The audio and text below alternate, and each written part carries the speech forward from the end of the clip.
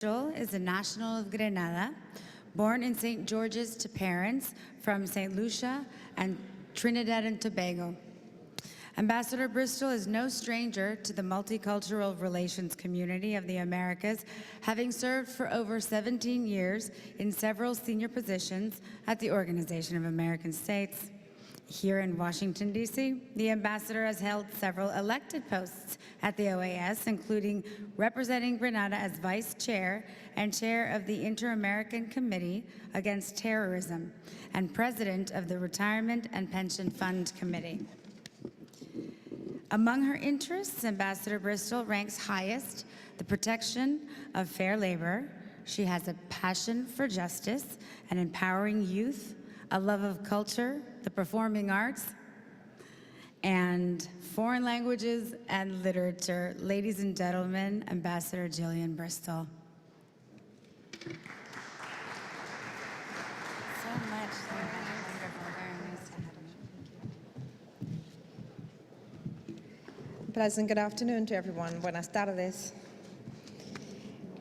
I have the very special honor of being invited last night to moderate this panel. So you will notice that I don't look exactly like Mr. Harris, who's listed as your chairman. I hope I don't disappoint. But it is an honor for me that the International Center for Sports Security and the OAS has considered me worthy enough to stand here and moderate or sit shortly with you.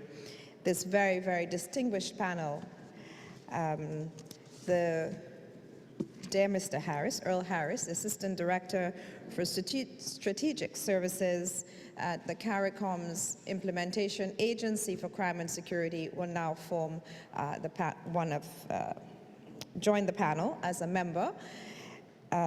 We also have the distinguished Minister of Sports and Youth Affairs from Suriname, Minister Bandang, and he's going to forgive me for not speaking Dutch fluently, Bandang Ismanto Adna, and the Minister of National Security of the Bahamas, Bernard J. Nottage. And so I would invite the panelists to join me on the stage so that we might begin. And while they're coming, I want to say a little bit about what is on our agenda today. Regional legacy of a Cricket World Cup, the Caribbean experience. This is a tournament which took place in the year 2007 in 7 island countries of the Caribbean. We're talking right away of 7 very small and far away spread, tiny nations, island nations. The question that comes to mind immediately from a security perspective is extreme vulnerability. You have very porous borders. You don't have a common border. This was not an event staged in one country. It was an event staged in 7, and then those 7 were on islands. All the normal security concerns for those countries came into play, but on a far more complex level because of the layers. So you have an international sporting event which was brought in spectators and players from outside. So the close link between that sporting event and tourism industry also was very strong. This Organization of American States, where we sit today, through its Inter-American Committee Against Terrorism, was one of the key players in what became an international cooperation event on security for this event. The regional body within the Caribbean that manages security is the CARICOM Implementation Agency for Crime and Security, and which Mr. Harris will speak very knowledgeably to, although he came on board post that event. I'm very pleased to note that we have in the audience today at least three other specialists from the Caribbean who are intimately familiar with the Cricket World Cup, and they have graciously agreed that as moderator I can call on them, two from Trinidad and Tobago and one from Antigua and Barbuda, who all have both policy and programmatic experience from either pre and the event in terms of planning, or post in terms of lessons learned. So I think we're going to have a terribly rich discussion. I trust that you will all take away something a little different from what we've been hearing so far this morning. So it's a new and fresh perspective. And we're going to also touch in this conversation, I think, on the counterterrorism aspect, money laundering, human trafficking, and drug trafficking, just to mention a few. Because when you think of a sporting event, we're thinking of the fun and the games and the sportsmanship and the camaraderie and the friendship and all of that, and of course winning. But do we really think of the impact on the criminal element that is so easy to either import or exacerbate? So with that, I will join the panelists and get the discussion going. We will start today with the acquiescence of the two distinguished ministers with Mr. Harris from CARICOM Implementation Agency for Crime and Security. Thank you. Thank you, Madam Chair. Is everyone hearing me? Distinguished delegates, good afternoon. It's a pleasure to be here. I want to start with a short quiz. How many delegates present here are familiar with baseball and soccer? Please show by your raising of your right hand. How many are familiar with cricket? Great. I want to set the stage as we start this afternoon's discussions. I want to take us back to the post-9/11 era, where security was in a quandary against the background of transnational crime, the illegal trafficking of arms, drugs, humans, the porous borders of the region, and no established security framework to manage crime and security. This is post-2001, pre-2005, when the heads of government met and decided that there need to be a management framework for managing crime and security, and CARICOM Impacts was formed in 2006 to be the nerve center and the implementer of this management framework. This came into being because, as the chair rightly mentioned, the West Indies Cricket Board had given the undertaking to host the Cricket World Cup of 2007.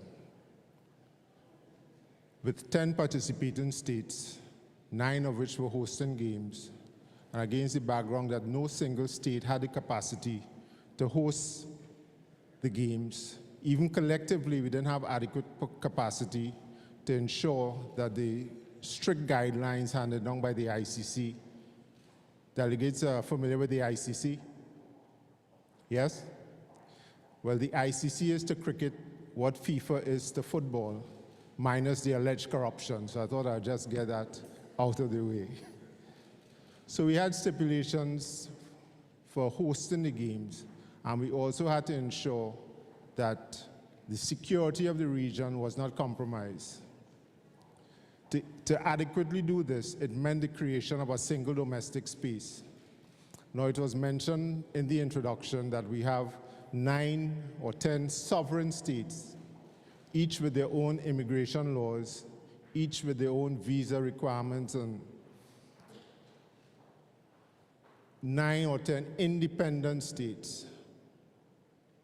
To host the game successfully, it meant that we had to create a single domestic space to ensure that persons attending the games, when they are screened through their first port of entry, any travel thereafter was seamless. It meant relaxing the visa restrictions, creating the single domestic space, and supporting it with a common CARICOM visa, which allowed persons or any persons wanting to visit or participate, you would apply for a CARICOM visa in your home country prior to departing for the region to attend the games. What this meant is that impacts from as early as 2006 had to enter into a contractual agreement with 3M out of Canada to set up visa issuing sites across the world. This meant setting up sites in Miami, New York, Toronto, Sydney, Australia, Beijing, the UK, Venezuela, Cuba, China, to ensure that persons were able to apply in time to get the visas before traveling to the games, because we knew this would be a major tourism event and a lot of the island economies survive off of the tourism dollar. It also meant getting into arrangements with foreign partners, namely the UK, the US, Spain, India, Brazil, to ensure that we had adequate capacity to secure the venues, to develop the sit reps, the threat assessments, because I heard it earlier mentioned, how do you ensure you have adequate security when you're hosting a major event? We did this through threat assessments.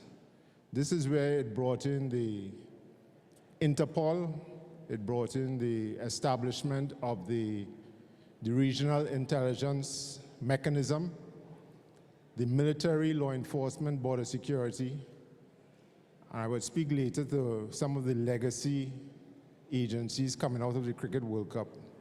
So on one side, we had the intel put in place, and on the other side, we had the operational units, which we refer to as COPACs, which is the CARICOM operating, planning, and coordinating entity, comprising law enforcement and military, to ensure that there was adequate security pre and post games, and these assets were moved across the region as the games were held. And they would add to the host country law enforcement to ensure that the games were free from the threat of transnational organized crime and terrorist activities. And this involved the health sector, it involved the anti-terrorist groups, the bomb disposal squads, it involved what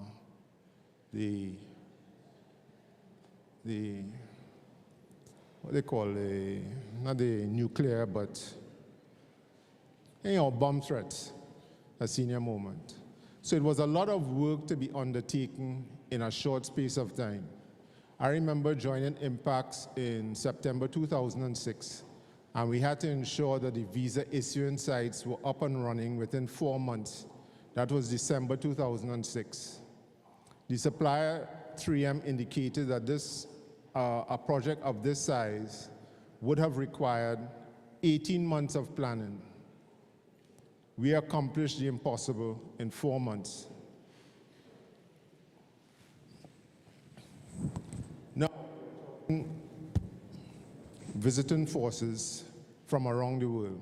The legislation had to be put in place to ensure that when the forces arrived, they could bear arms on a foreign territory. Also, they would require amnesty from prosecution in the event that they were involved in any crowd control incidents or even fatalities. So the legislation had to keep abreast with what was happening, and we had to give the ICC the assurance that the venues were safe and secure before they gave the go-ahead to allow the region to host the games. Hence, as was earlier mentioned, there was the introduction of the Advanced Passenger Information System. Initially, there was a memorandum of intent signed with the US that would have allowed us to send the API to the US authorities for vetting and giving us feedback to determine whether or not somebody could be landed or whether they would be deported upon arrival. This ran into a snag when the UK, the EU, and Canada indicated that it would be against their laws to share the information of their nationals with the US. So immediately we had to develop our own API mechanism for capturing, managing, and scrubbing. And this we did with the help of Interpol and the US. But the difference was that the information would have now been owned and controlled by CARICOM, and the information would not have been sent to a third state for scrubbing and vetting. And this continues up to today. So this is a legacy of the Cricket World Cup, developed during the heady days of the Cricket World Cup. I also mentioned the intelligence sharing, again, with the help of the regional intelligence assets and Interpol, to ensure that the threat assessments for the daily movement of persons or the hosting of the games in any particular island was sent to the authorities well in advance, so they knew how to adequately prepare and secure the facility.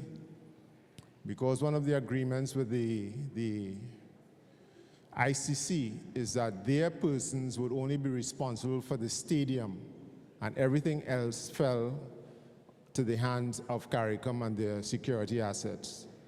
So they were responsible for stadium security, and on the periphery, CARICOM was responsible for ensuring the safety of the teams, the officials, the media, and the sponsors. What happened is that if you were traveling in from, say, Australia, and you entered the space through Barbados, you would go through the regular screening there. Your passport would be stamped. You would ensure that you had the applicable visa vignette, which was applied before your travel. And thereafter, you move seamlessly and freely through the space, which was formed by 10 member states.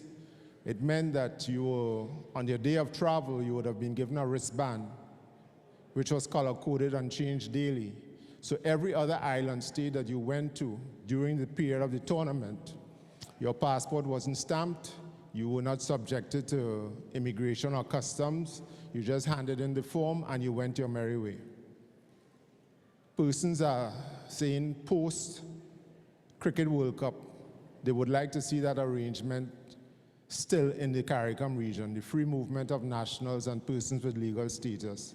Unfortunately, that was sunset legislation, and post-May, June 2007, we reverted to the sovereign states and the necessary visa applications depending on your nationality.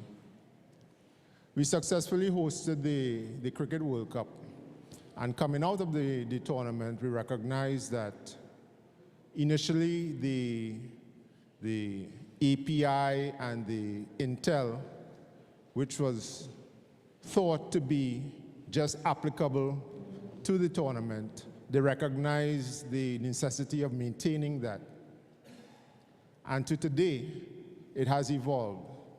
The JRCC, which is the Joint Regional Communication Center, a sub-agency of impacts, scrubs at a minimum 30,000 passengers per year.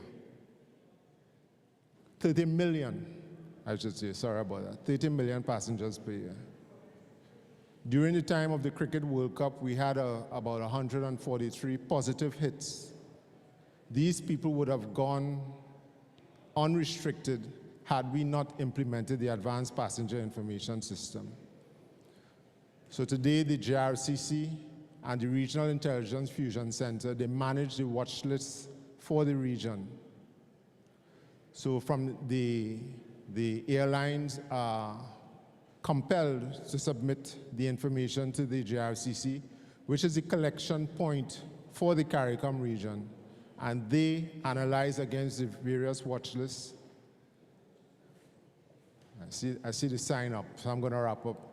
The various watch lists we maintain with the assistance of Interpol and our US partners, and they relay this information to the relevant border security authorities, the immigration authorities in the region, to determine how this person should be treated And there are about 4 ways we treat with persons of interest when they are a positive hit or positive match against the watch list.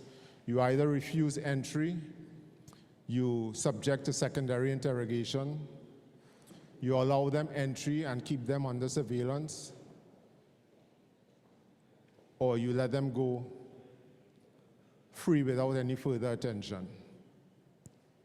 So basically, those are the 2 major legacy items coming out of Cricket World Cup that I have time to share with you.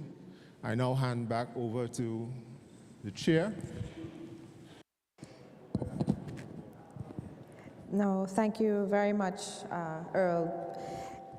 I think, as we all realize, Earl could keep on talking and we would all be paying rapt attention, because the very detailed technical perspective which he's sharing with us today emphasizes and underscores what I was saying earlier about the complexity of organizing the security for such a major event in several different countries.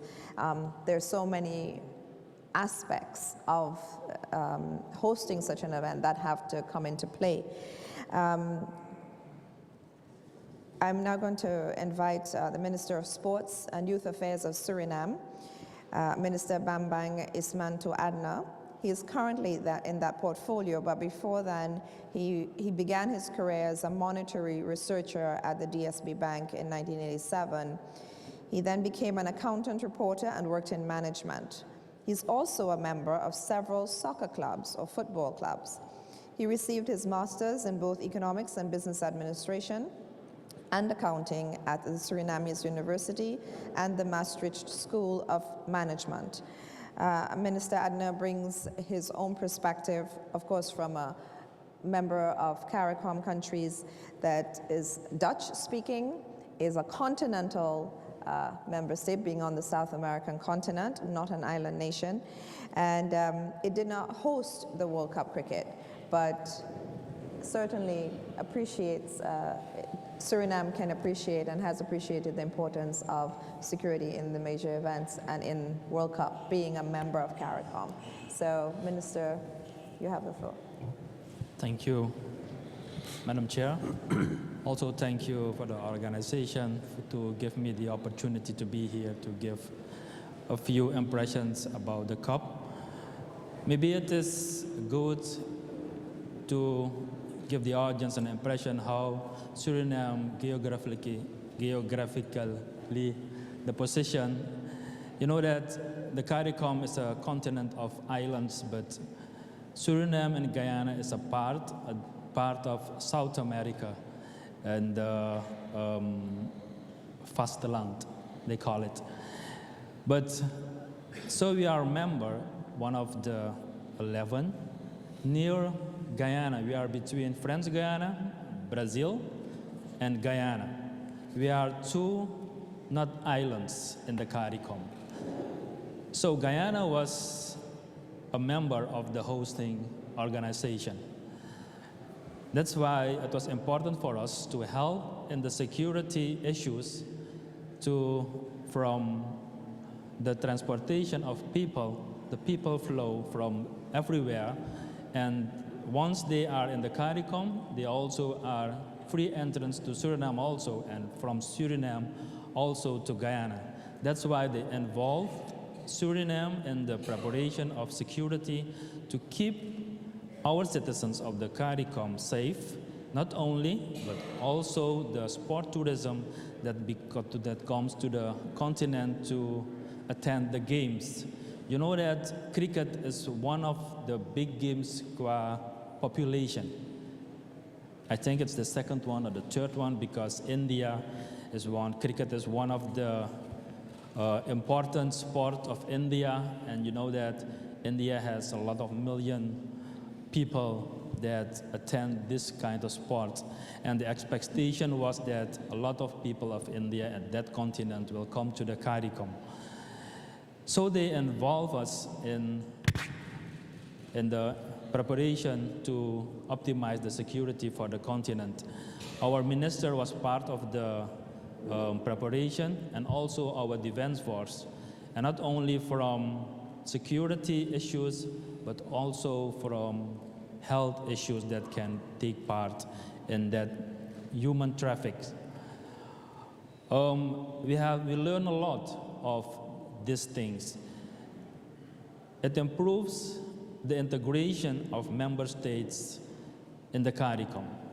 You know that Suriname is Dutch, it's not a cricket land, it's not a cricket country, but by these games, the cricket sport interest for the cricket sport, it's improved, it's increased because of the westland of Suriname is near Guyana, and cricket is one of the important sports of Guyana, so that the west side of Suriname increased in interest for that sport.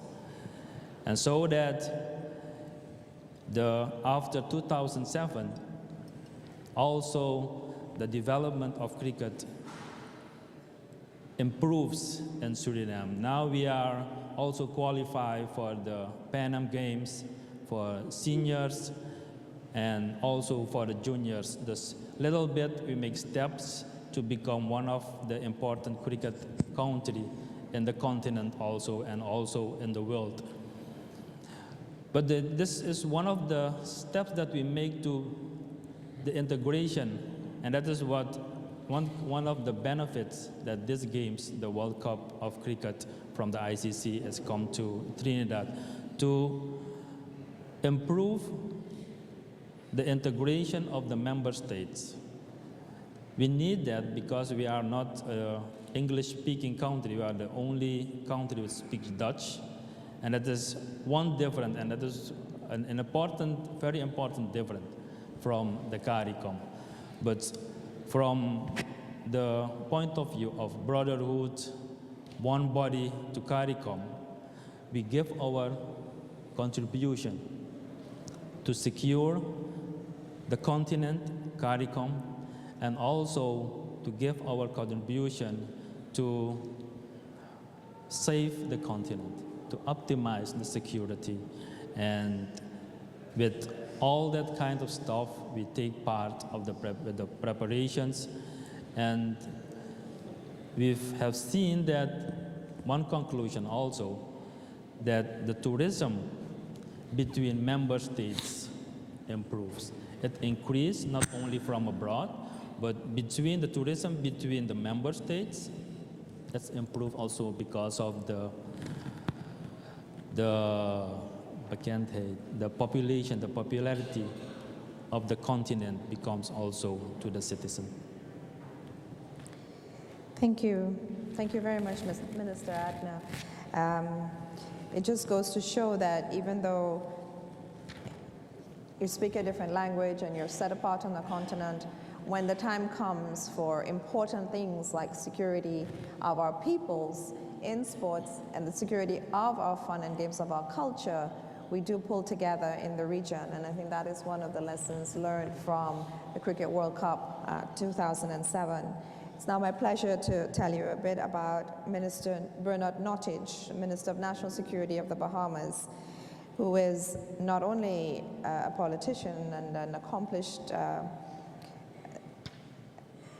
with an accomplished portfolio in ministerial roles, but also a doctor and an athlete.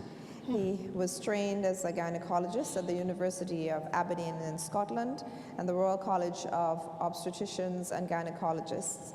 And he has worked in 2 different hospitals, Princess Margaret Hospital and St. Luke's Medical Center. Prior to his current position, Dr. Nottage was elected to Parliament in 1987. He has served in several ministerial portfolios, as I just said, of consumer affairs, education, health, national insurance, and the cabinet of the Right Honorable Perry G. Christie. He himself is an outstanding athlete in track and field, having represented the Bahamas in the 1968 Mexico City Olympic Games. He is a longtime president of the Bahamas Athletics Association, and he has organized and coordinated numerous athletic competitions in the Bahamas, including the CICTE Games and the Central and Caribbean Senior, Junior, and Youth Athletic Championships. So, Minister Nottage, though he asked to speak third, certainly has a wealth of expertise and information which he can share with us, and his own perspective on the legacy of the CARICOM World Cup cricket tournament in 2007. Minister, pleased to offer you the floor. Thank you, Madam Chairman. First, let me pay my respects to the OAS and the ICSS for hosting this very important conference. Although the Bahamas did not participate in the World Cricket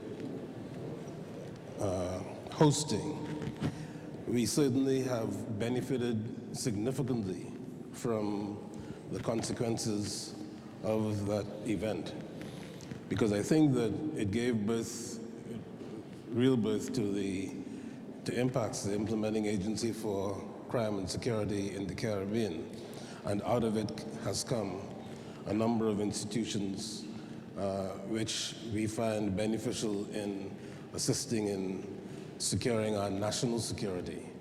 As you will no doubt know, the Caribbean is an area which is affected by transnational crimes, particularly smuggling of drugs, smuggling of humans, trafficking in persons, gun smuggling, etc.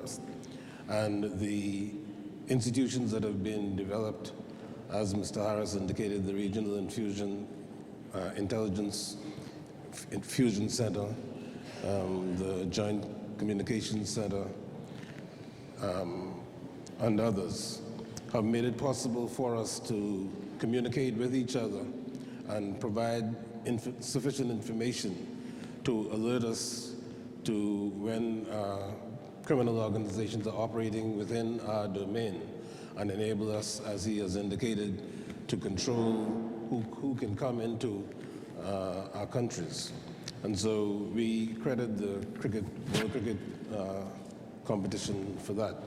But more importantly, it has brought to our attention the importance of sports in national development. We talk a lot about young people, about at-risk youth, and about criminal activity by young people, but what we have found in the Bahamas is that sports plays a very positive, has a very positive effect on the development of young people.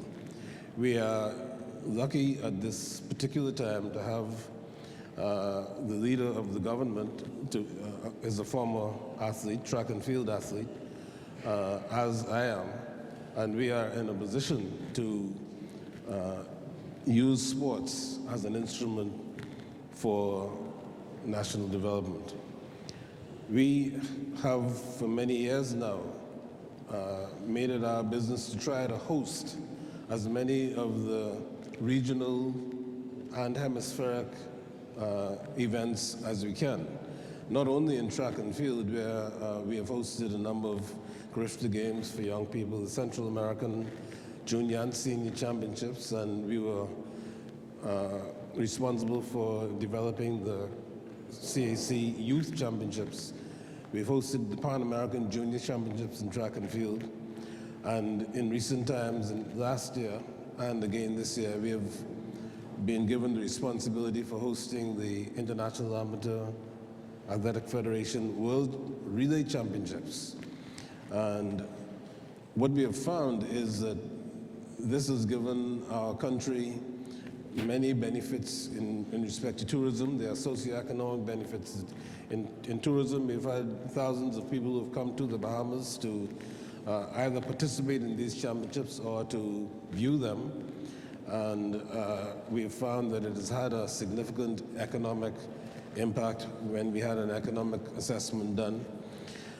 We did build a national stadium, and people did wonder what use we would make of it after we've had a single event. But to give you an example of good fortune, the International Amateur Athletic Federation was looking for a country to host these championships on an annual basis, and we decided that we would bid for that, and we have won the bid for it. So we've had it last year, this year, and we'll be hosting it again in 2017. There will be no relay championships next year because of the Olympic Games.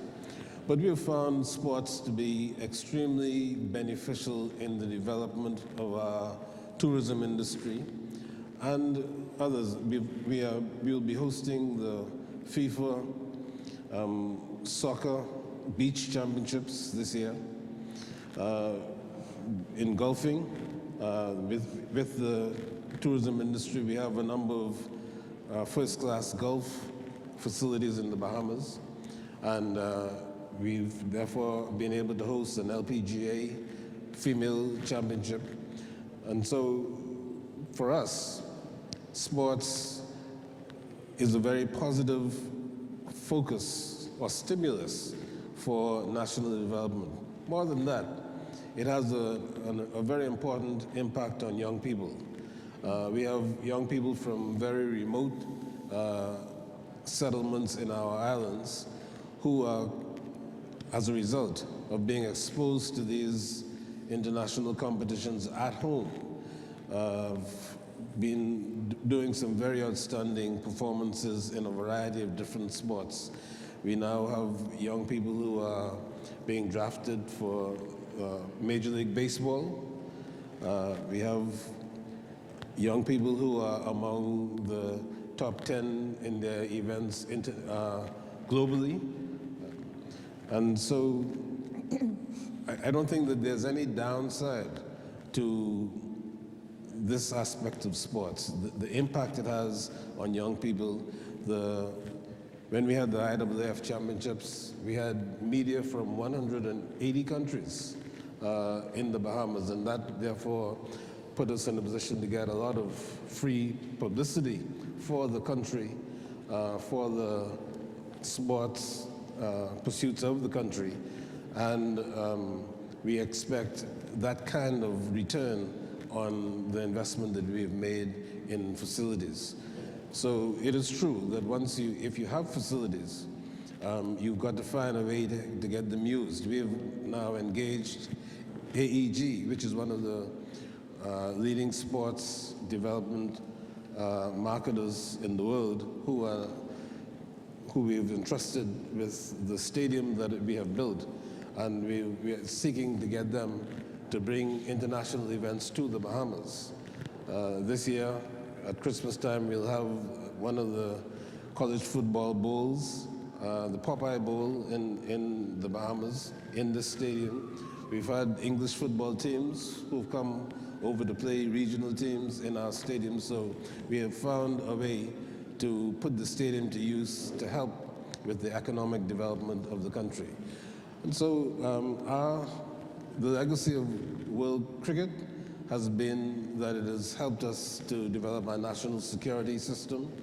But not only that, as far as sports is concerned, we've found a very positive niche for sports in our economic development and progress. Thank you, Minister, and congratulations to the Bahamas for doing such a sterling job, and that you've now brought to your shores international sporting events. That's right. That is remarkable.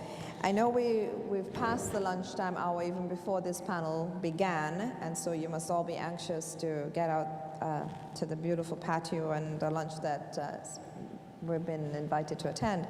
But we cannot wrap up without comments and questions from the floor. And if you would permit me the liberty as moderator to invite Colonel Dexter Francis, who's the Director for Force Development from the Trinidad and Tobago Defense Force, who's sitting in the middle here. If we could have a microphone for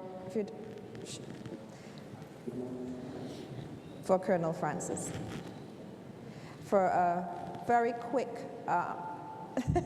1-minute intervention, if I may. And while the microphone is being switched on for Colonel Francis, I would like to clear something up that you've probably been wondering, because you heard me mention 7 countries, someone else said 10 countries, and of course Suriname mentioned some other countries. What it is, CARICOM is 14 member states, including Haiti, with the Dominican Republic as an observer state at this time. But not all the countries hosted but all the countries did cooperate and work together and partner in the different aspects. And some, like the Bahamas, even had a role with legislation and probably had the legislation for themselves adopted. So when we mention the different numbers, don't be confused, but it was a solid partnership. Is your microphone on now, Yes. Colonel? You have the floor. Madam Thank you. Chair, Honorable Ministers, Mr. Harris, thank you for the opportunity to add my voice to this discussion. The Caribbean is probably one of the safest places for the hosting of major events, to include major sporting events. I think we are on record so far as not having any negative occurrences in the forms of deliberate attacks on major events in the Caribbean to date, with the exception of course, some of the threats that we would have to contend with: natural disasters, any accidents, medical circumstances. Those are circumstances that are notwithstanding. But we are a very safe place to host major events. With that said, threats in the region of transnational crime, as the Honorable Minister said, narco-trafficking, smuggling of small arms and light weapons, increase exponentially owing to the large maritime space and mostly porous borders that we have in the region. Major events and major sporting events in the CARICOM region can quickly take on the character of a large resource-intensive endeavor that can consume the capacity of small island developing states. And just as Mr. Harris said, as a result of that, sovereign states of the CARICOM region have entered into treaties and agreements that allow for sharing of resources to guarantee the hosting of a safe and secure environment for the hosting of major events. With that being said, in 2007, there was the formation of International Support and Advisory Group. I think Mr. Harris alluded to this as well, that allowed us to reach out to our international partners to bring in some of the capacity that we identified as gaps in the region to assist us with ensuring that we had a safe and secure environment. One of the things that is important about the 2007 Cricket World Cup as well is that it was the first time that the different police agencies of the region would have been able to move from territory to territory. Traditionally, the defense forces would have had that collaboration, but with the advent of the Cricket World Cup, we expanded that to police forces, and in fact, when Trinidad and Tobago hosted the 5th Summit of the Americas in 2009, that was one of the legacy arrangements that we would have benefited from to host a successful event. Thank you very much. No, thank you, Colonel, for bringing that perspective to us. And in like manner, for 1 minute intervention and to share his perspective, I'd like to now invite Senator the Honorable Colin James, Parliamentary Secretary in the Ministry of Trade, Industry, Commerce, Sports, Culture, and National Festivals of Antigua and Barbuda, which was one of the host countries of World Cup cricket in 2007. Senator. Thank you very much, Madam Chair. And just to make the point that the hosting of the Cricket World Cup in the Caribbean, although it was a success from a security and other standpoint, it left somewhat of a bad taste in the mouths of many Caribbean nationals, simply because of the fact that many people felt that the security arrangements went over the top. Many fans could not enjoy the cricket as they wanted to. They could not bring certain items into the grounds, into the stadiums because of restrictions. Caribbean people traditionally enjoy their cricket or enjoy their sport by bringing their own musical instruments, whether it be the horn, the drum, the pan, the conch shell, you name it. They couldn't bring the type of food they like because food was also subject to security restrictions. Even a bottle of water had to be opened at the point of purchase. So some of these security measures, although they are good for first world countries, certainly had struck a raw nerve with Caribbean nationals, and because of that, attendances and the legacy of enjoying the World Cup sort of have had a negative impact on Caribbean people. And I think it's something that first world countries will have to examine when they look at bringing major sporting events to the Caribbean, because we have a very unique way of enjoying our cricket. Our culture is different, our way of life is different, and we see things in a different perspective. Could you imagine that some people who wanted to go to see matches in Antigua, they live, let's say, a stone throw away from the stadium and had to park at least 5 miles away from the stadium and then be transported by shuttle to the grounds? A lot of people found that very offensive in terms of them enjoying the World Cup, and it had a negative impact from that point of view. And it's something regional governments and other authorities will have to seriously examine if we're going to enjoy these major sporting events in the Caribbean in the future. Thank you, Madam Chair. Thank you, Senator. There were good lessons to be learned, mejores prácticas, buenas prácticas, but also what are the things that could have been done better. And it's very important always in bringing in expertise that there is a sharing rather than an imposition. And this is the very important point that Senator is making, being sensitive to the socio-cultural context in which security has to be finely balanced. So as Colonel Francis said, we have a traditionally safe environment in which to hold major events and just to live. The quality of living in the Caribbean is high because of that. There's so much peace.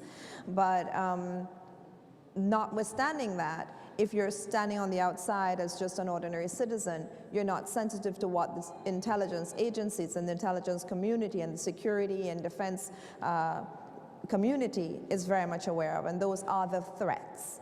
I would say in wrapping up, unless anyone has a pressing question from the floor, that is one of the key legacies of the Caribbean Cricket World Cup tournament in 2007.